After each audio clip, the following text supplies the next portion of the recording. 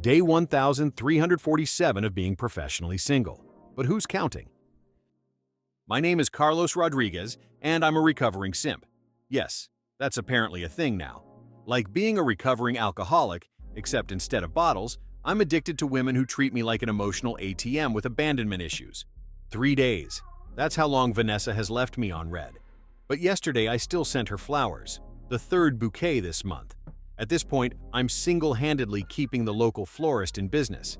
She probably thinks I'm either deeply romantic or completely unhinged. Spoiler alert, it's the latter. My friends call me pathetic. A doormat. A man so desperate for female attention that I'd probably say thank you if a woman slapped me. They're not wrong. Last week, I paid for Vanessa's car repairs while she texted another guy.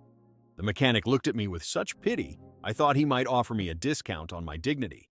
But here's the thing nobody tells you about being a professional people pleaser. It's not actually about being nice, it's about being terrified.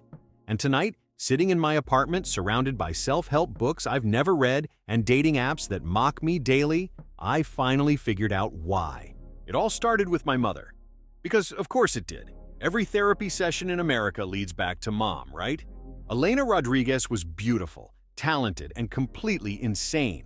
Imagine if Meryl Streep had a baby with a tornado and raised it on a steady diet of guilt trips and emotional manipulation. That was my mother. From the outside, we looked perfect. Dad the accountant, mom the piano teacher, me the well-behaved son who never caused trouble. Behind closed doors, we were basically running a 24/7 psychological boot camp where the only graduation was a nervous breakdown. Mother had episodes. That's what Dad called them. Like they were Netflix specials instead of full-scale emotional hurricanes. Some days she couldn't get out of bed. Other days she'd scream until the neighbors probably considered calling someone. But most days she'd just look at me with those dead eyes and say things like, "You're the reason I'm trapped in this life, Carlos." I was 7 when she first said that. By 12, it was part of my morning routine. Brush teeth, eat cereal, absorb crushing emotional abuse, catch the school bus. She never hit me. That would have been too obvious. Physical bruises heal. Psychological ones just ferment like cheap wine, getting more toxic with age. When I brought home an A-, she'd give me the silent treatment for days. When I won second place in the science fair, she told everyone I was settling for mediocrity. When I cried, I was weak. When I showed anger, she'd collapse in theatrical tears that would make soap opera actresses weep with envy. The worst part? Sometimes she'd be amazing. Baking cookies, helping with homework, calling me her little prince. Those days were like getting a hit of the purest drug imaginable. They kept me hooked, constantly chasing that high, desperate to unlock the secret code that would keep good mom around permanently. I became a mood-reading savant. Could tell from the way she breathed in the morning whether it was going to be a cookies and homework day or a you ruined my life day. I turned people-pleasing into an art form. Dad tried to protect me at first. Then he started working late, then sleeping in the guest room. Finally, when I was 14, he just left. "I can't do this anymore, son," he whispered while packing his car. "I'm sorry." He sent child support, called on birthdays, but he never came back for me. Can't say I blame him. I was probably too damaged to save by then anyway. That night, after Dad's taillights disappeared forever, Mom sat me down at the kitchen table. She seemed almost peaceful, like she'd just won a game I didn't know we were playing. "It's just us now, Carlos," she said, taking my hand. "We don't need anyone else. I'm the only one who will ever truly love you." Then she gave me my grandfather's watch, a reward for not abandoning her like Dad did. Sweet, right?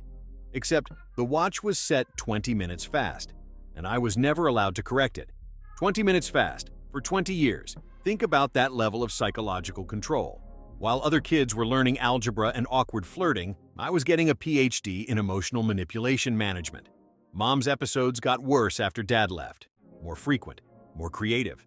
I'd come home to find her sitting in the dark, or cleaning frantically at 3 a.m., or throwing away all our food because she was convinced it was poisoned. Some nights, she'd wake me up sobbing, needing reassurance that she wasn't a monster. Other nights, she'd lock herself away for days, sliding notes under her door like some deranged room service menu. Dating was obviously impossible. The few times I showed interest in a girl, Mom would mysteriously develop a life-threatening illness. Once, when I went to a school dance, I came home to find her on the bathroom floor with an empty pill bottle. Turned out to be aspirin, but the message was crystal clear. Choose me or watch me die. Senior year, I met Sophia.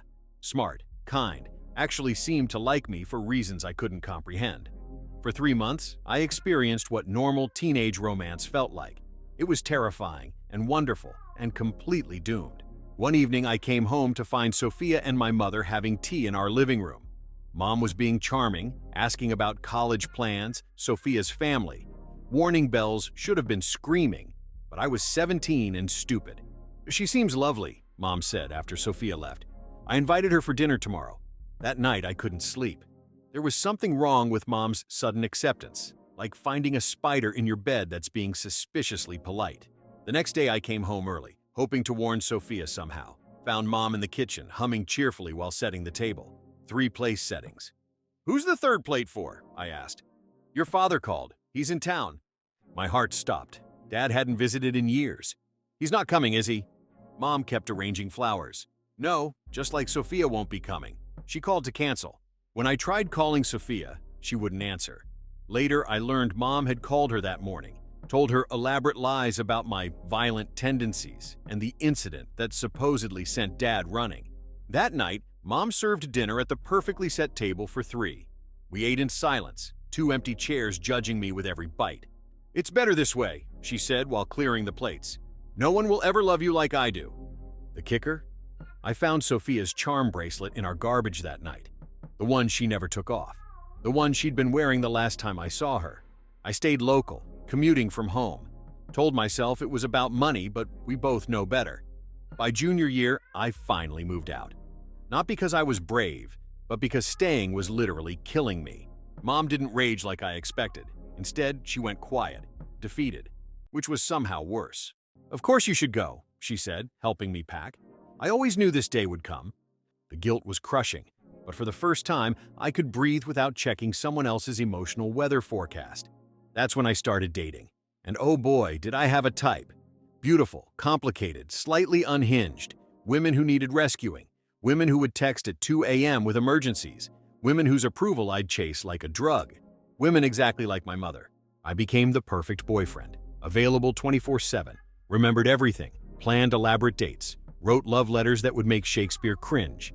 And it worked, temporarily. They'd be flattered at first, swept off their feet by my devotion. But inevitably, something would shift. They'd start talking about space and moving too fast, and feeling suffocated. Then they'd leave, usually for some guy who treated them like garbage but had the audacity to maintain boundaries. Meanwhile, I called Mom daily, visited weekly, brought groceries, fixed her house, listened to her problems. Her health mysteriously declined whenever my attention wandered elsewhere. Here's what nobody understood. I wasn't being nice. I was preventing the apocalypse. Because in my mind, if I failed to anticipate needs, to give everything, the world would end. That's what 20 years of psychological training will do to you. My mother died last year, heart failure, which seems fitting for someone who specialized in breaking other people's hearts. I arranged the funeral, accepted condolences, sorted through her belongings like a good son. In her bedroom closet, I found a locked box. Inside were letters from my father, dozens of them, spanning years. Letters she'd hidden from me, letters begging to be part of my life. And photos, my graduation, my baseball games, casual shots of me around town. He'd been watching, caring, from a distance. The final letter was dated 2 months before she died. He'd been diagnosed with cancer, wanted to reconnect before it was too late. I called the number immediately. Too late. He'd died 3 weeks earlier. But here's the real kicker. I also found her diary. In one entry from when I was 16, she wrote, "Carlos tried to go to a party tonight. I made sure he stayed home. It's so easy to control him now. Just a few tears, mention how lonely I am, and he cancels his plans. I've made him perfect. No woman will ever be able to compete with the training I've given him." She knew. She knew exactly what she was doing to me. Creating a man who would never leave her. A man crippled by his need to please women. A man who would confuse love with servitude for the rest of his life. That night, I got blackout drunk for the first time ever. Destroyed her pristine living room, smashed her precious china, burned her photo albums in the backyard. In the morning, surveying the wreckage, I made a decision. Time to break the pattern. I started with the watch. Reset it to the correct time after 20 years. Felt like I was committing murder. Then I sold it. Used the money for therapy. Moved apartments, changed my number, cut contact with anyone who knew both me and mom. Deleted dating apps, stopped chasing women entirely, focused on building a self that existed independently of female validation. It was like detoxing from heroin, cold sweats, crushing guilt, the constant feeling that I'd forgotten something important, failed someone who needed me. What kept me going was anger, at my mother, at myself, at the years wasted trying to fill a bottomless pit of need with increasingly expensive flowers. 2 weeks ago, I was reading when a woman at the next table spilled her drink. Without thinking, I jumped up to help. Old habits die hard. As I handed her fresh napkins, she said, "Thanks, but I could have handled it myself." "You're right," I replied. "You could have." Revolutionary, I know. We ended up talking. Her name is Maya. She's a pediatric surgeon, confident, self-sufficient, doesn't need rescuing, which is both refreshing and terrifying. When she suggested exchanging numbers, I hesitated, told her I wasn't ready for dating. "Who said anything about dating?" she replied. "I just thought you seemed interesting." No desperation, no games, just two adults having a normal human interaction. We've had coffee twice, just conversation, no grand gestures, no immediate plans to renovate her life or solve her problems. It's weird. I keep waiting for the other shoe to drop. Yesterday she asked about my family. I told her the truth, the abbreviated version, about mom's manipulation, dad's absence, my pattern of destructive relationships. Instead of judgment, she just said, "Thank you for trusting me with that." Last night, I dreamed about my mother. She was sitting at our kitchen table, looking exactly as she had in my childhood. "You think you've escaped me," she said, "but I'm in your blood, Carlos. You'll always be my little boy." I woke up in a cold sweat. For a moment, the old terror gripped me. Then I remembered what my therapist said. "Your mother didn't make you a simp because she was abusive. She made you one because she convinced you that love and abuse were the same thing." And suddenly, I understood the shocking truth. I didn't devote myself to these women despite my mother's abuse. I devoted myself to them because of it. Every time I sent flowers to someone who'd ignored me for days, every time I emptied my bank account for a woman who saw me as a human ATM, I wasn't looking for love. I was trying to finally win the game I could never win with my mother. Her final, cruelest legacy, teaching me to mistake indifference for challenge and manipulation for depth. This morning, I did something revolutionary. I stood in front of the mirror and said, "My mother was abusive. What happened to me wasn't my fault, but what happens next is my responsibility." Then I called Maya and canceled our plans for tonight. Not because of a crisis, but because I realized I need more time to heal. She was understanding. No drama, no manipulation, just respect. "Call me when you're ready," she said. "If I'm still available, great. If not, I wish you well." Is this what healthy looks like? I'm still learning to recognize it. Earlier today, my phone buzzed. A text from Vanessa. "Hey stranger, been thinking about you. Drinks tonight?" 6 months ago, I would have dropped everything, planned the perfect evening, showed up early with a gift. Instead, I typed, "No thanks, take care." 3 words that would have been impossible before. My phone immediately exploded with calls, more texts, increasingly desperate, increasingly manipulative. I really need to talk to someone tonight. "Guess you weren't as nice as I thought." "Please, Carlos, I'm going through something really hard." The old Carlos would have caved instantly, would have felt that familiar rush of being needed. Instead, I blocked her number. It wasn't cruel, it was a boundary. My name is Carlos Rodriguez.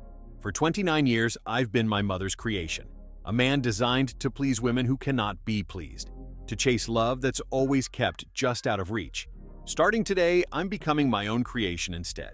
The shocking truth is this: what looks like devotion can actually be avoidance. What feels like love can be trauma bonding. What seems like selflessness can be the ultimate self-destruction. Real love doesn't demand self-erasure. It doesn't require constant proof. It doesn't leave you anxious, drained, and perpetually auditioning for affection that should be freely given. Maybe someday, when I've done the real work, I'll be ready to call Maya. Not to complete me or fix me or validate me, but to share a life I've already made worth living on my own. That's the love I deserve, that we all deserve. And I'm finally ready to wait for it. Even if it kills me, which, let's be honest, it probably won't. I've survived worse.